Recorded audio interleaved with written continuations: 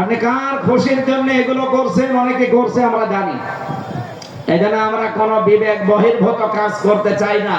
আজকে ঢাকায় দেখলাম বিভিন্ন জায়গায় মেয়েরা সাইনবোর্ড নিয়ে দাঁড়িয়ে আছে, আমাদের যৌন অধিকার নিশ্চিত করতে হবে।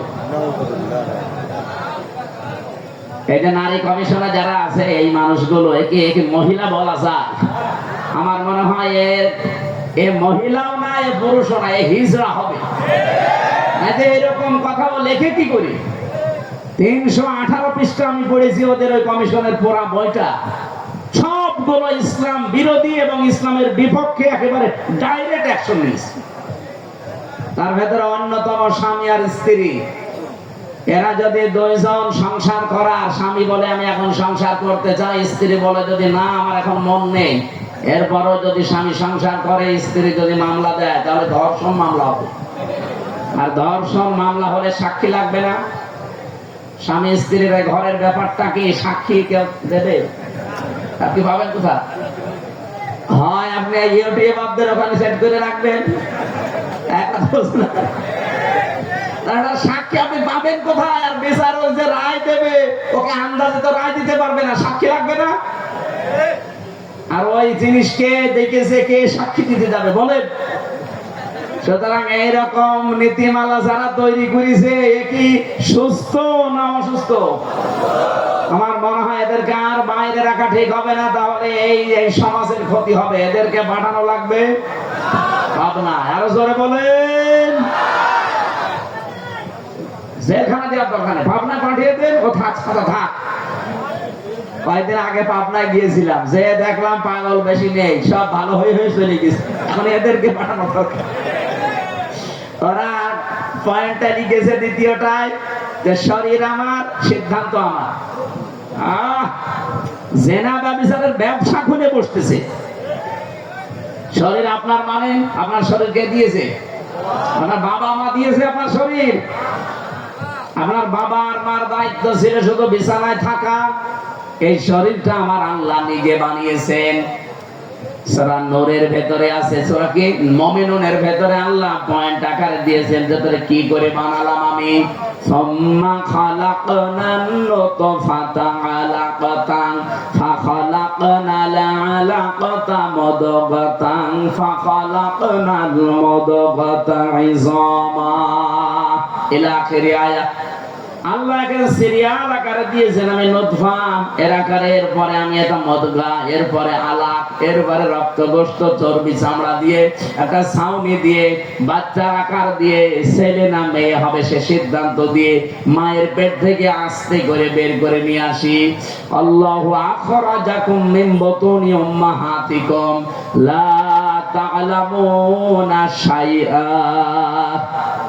এই আয়াতগুলো পর্যালোচনা করলে দেখা যায় পুরাটা দায়িত্ব আমার আল্লাহ পালন করেছে, বাকি শুধু সিস্টেমটা আমার আল্লাহ। যেহেতু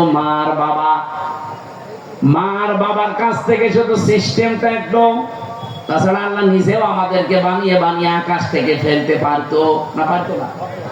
আমাদের আদি পিতাকে ফেলে নাই, কথা বলে না কেন? আদি মাতাকে ফেলে নাই। তাদেরকে যদি আল্লাহ ফেলতে পারে, এমনকি বাবা ছাড়াও আল্লাহ বানাতে পারে হযরত ঈসাকে, প্রমাণ তো দুনিয়ায় আছে। সুতরাং যারা এই পয়েন্ট লিখেছেন, আপনারা কিন্তু স্বাভাবিক নেই।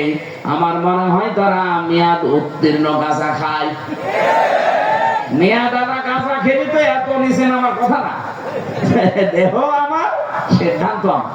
আবার এক মহিলা লিখেছে ব্যানারে যে আমার চামড়া আমি দেব। ওরে শয়তান! এগুলো কি মানুষের কাতারে পড়ে? তৃতীয় নম্বরে পয়েন্টে ওরা লিখেছে যে যৌনকর্মী যারা, তাদেরকে শ্রমিকের মর্যাদা দেওয়া লাগবে।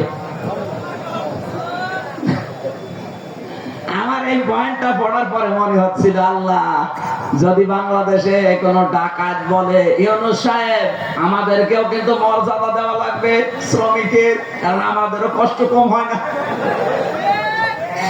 ডাকাতি করা কত কঠিন!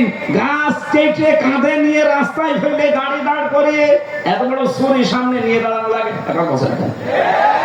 আমি তো নিজে দেখেছি, কয়বার ডাকাতের হাতে পড়লাম।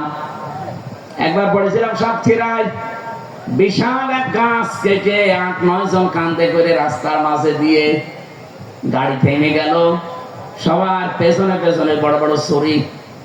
আমি তো কাঁচ খুলে দেওয়ার পরে দেখি মুখ বের করে কয়েকজন মুখ বাঁধা। আমার টাকা পয়সা চা, আমি আগেই বের করে বলছি নেন।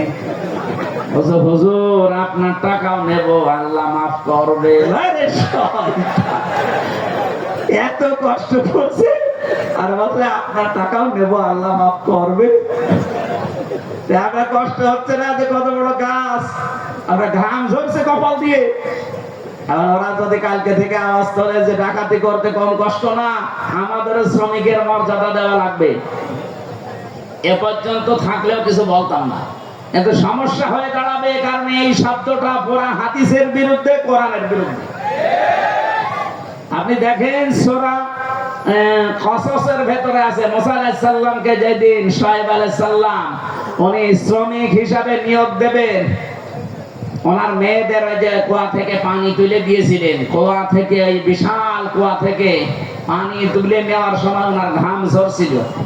মেয়ে দুইটা গিয়ে বলেছে, বাবা এরকম একটা শক্তিশালী এবং বিশ্বস্ত, আমিন বলা হয় কোরআনে আছে আমিন, এরকম একটা বিশ্বস্ত শ্রমিক পেয়েছি, আপনি যদি নিতে চান তো উপকার হবে, তার শরীরে শক্তি আছে। আমরা দেখেছি 4-5 জন রাখাল মিলে যে ঢাকনা সরাতে পারে না কুয়া, অথচ ওই লোকটা দেখলাম 1 হাত দিয়ে কুয়ার ঢাকনা সরিয়েছে। শ্রম দিলে মানুষের শরীর থেকে ঘাম ঝরে, এই ঘামের মর্যাদা এত বেশি। আল্লাহর নবী জানিয়েছেন, আল কাসিবু হাবিবুল্লাহ, যারা কাজ করে খায় নিজের হাতে, ঘাম ঝরায় শরীর থেকে, এরা সাধারণ মানুষ থাকে না, এরা আল্লাহর বন্ধু। আর সেইটাকে আপনি কোথায় মিলাচ্ছেন বলেন? যে আপনি সেটাকে আজকে যারা দেহ ব্যবসা করে খায়, যারা পতিতা, যারা জেনা ব্যভিচারের একেবারে বাজার খুলে বসেছে। বাংলাদেশে এখন 1 লাখ মাত্র পতিতা আছে সারা বাংলাদেশ মিলে, সরকারি জরিপ। এই মানুষগুলোকে আমরা চাই, তাদের যদি সত্যি মর্যাদা দিতে চান, ডক্টর মোহাম্মদ ইউনূস একটা আলাদা বিভাগ খুলে তাদেরকে পুনর্বাসনের ব্যবস্থা করেন। কথা বলছেন না কেন? কত ধনী মানুষের টাকা ব্যাংকে পড়ে আছে, ছাতা পড়ে যাচ্ছে, ও জানেই না কত টাকা। ওই টাকাগুলোর কাছ থেকে নেন। মাত্র 1 লাখ যৌনকর্মী, এদের কর্মসংস্থান তৈরি করেন, দরকার হলে ওদের আলাদা আলাদা বিয়ের ব্যবস্থা করেন। এরপরে এই মানুষগুলোকে সেলাই মেশিন কিনে দেন, 2টা গরু কিনে দেন, 5টা ছাগল কিনে দেন। এই সমস্ত কাজ কারবারে নেই। ওনারা শ্রমিকের মর্যাদা দিতে চায়। যে কয়জন কমিশনে আছে সবগুলো তিলক পরা, টিপ পরা, এগুলো সব ওই স্বৈরাচারের দোসর, ওই খনি হাসিনার দোসর। 15.5 বছরে সব ওদের পক্ষে কথা বলতো, এখন হঠাৎ করে সুর পাল্টিয়েছে। আপনি সুর পাল্টান আর রং পাল্টান, কোরআনের বিরুদ্ধে আপনি অবস্থান নিয়েছেন। এই জন্য আমরা বারবার বলছি, কমিশনের রিপোর্ট তো দূরের কথা, ও কমিশনই দেশের মানুষ মানে না। এরপরও যদি বাধ্য করেন, আগস্টের 5 তারিখ কিন্তু শেষ হয়ে যায়নি, আবার আসতেছে। এই কথা বলেন না কেন? হাজারো আল্লাহর কোরআনের 13টা আয়াত ওরা ভুল ধরেছে। ভারতে আল্লাহর কোরআনের 26টা আয়াতের বিরুদ্ধে কেস দিয়েছে, আর এখানে অলরেডি 13টা আয়াতের বিরুদ্ধে ওরা মামলা দিয়েছে। মামলা তো এটা, কারণ এর বিরুদ্ধে অবস্থান নেওয়া। কয়েকদিন পরে দেখবেন বলবে এটা বাতিল করেন, এটা আর মানি না। আল্লাহর কোরআনে আছে, ইউসিকুমুল্লাহু ফি আওলাদিকুম লিযাকারি মিসলু হাজ্জিল উনসায়াইন। এই পৃথিবীতে 1 পুরুষ যা পাবে 2 নারী তাই পাবে। এটা নদী মেয়েদের প্রতি অবিচার, বৈষম্য। এজন্য আয়াত পাল্টাতে হবে। কত বড় ক্ষমতা আপনার! এখানে ভুল বিবেক বহির্ভূত কোন কাজ যদি কেউ করে ফেলেন, আল্লাহর কসম, আল্লাহ কিন্তু ভুল বিষয় চাপিয়ে দেবে। তখন এই যে দাবানল জ্বলবে, তখন ভূমিকম্প আসবে। আমি আর বাকিটা বললাম না। এই জন্য যারা দায়িত্বে আছেন, আহ্বান করে আপনারা এখনো আপনার বিবেকটা কাজে লাগান, নয়তো ভুল বিষয় চেপে বসলে তখন সামাল দেওয়া কঠিন হয়ে যাবে। আল্লাহ